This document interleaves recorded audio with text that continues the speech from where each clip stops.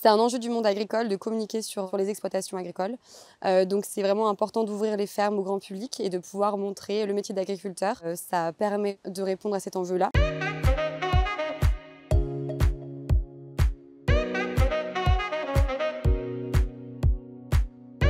Je m'appelle Gaëlle Aubert, je suis arrivée à la Chambre d'agriculture en 2020.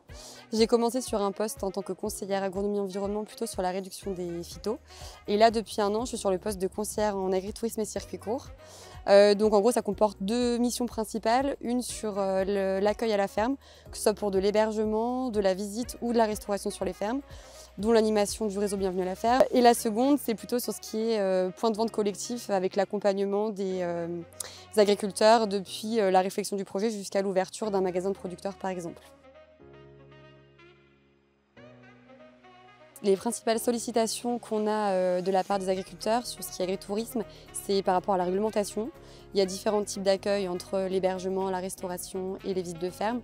Donc en fonction du projet d'accueil qu'ils souhaitent faire, on les conseille. Et une des thématiques qui est la plus présente en ce moment, c'est ce qui est l'hébergement à la ferme. Du coup, il y a ce qui est camping à la ferme, hébergement insolite et aussi gîte à la ferme.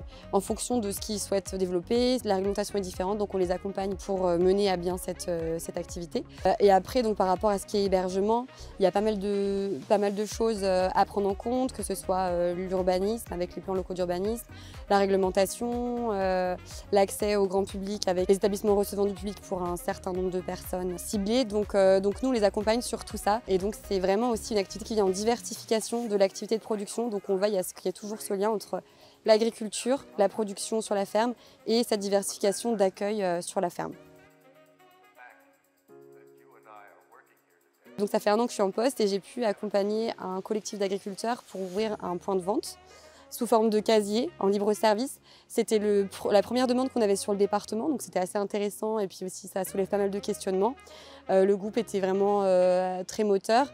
Donc là, je suis intervenue depuis la réflexion qui a été initiée par la commune, jusqu'à la mise en pratique. Donc on a rédigé une charte, une convention, travaillé tout ce qui est fiscal, juridique, réglementaire et économique. C'est une vraie aventure humaine parce qu'on accompagne un collectif, donc c'est prenant, c'est intéressant. Et puis c'est vraiment valorisant pour les agriculteurs qui peuvent vendre leur production en direct. Ça permet aussi d'avoir plus de visibilité aussi pour leurs produits. Mon endroit préféré en Isère, c'est le Vercors. C'est une montagne, en Isère on a quand même la chance d'avoir des paysages vraiment magnifiques, donc ça reflète une partie du département. Et en termes de production, c'est assez diversifié, il y a aussi des appellations, notamment pour les fromages qui reflètent aussi les savoir-faire et les productions agricoles.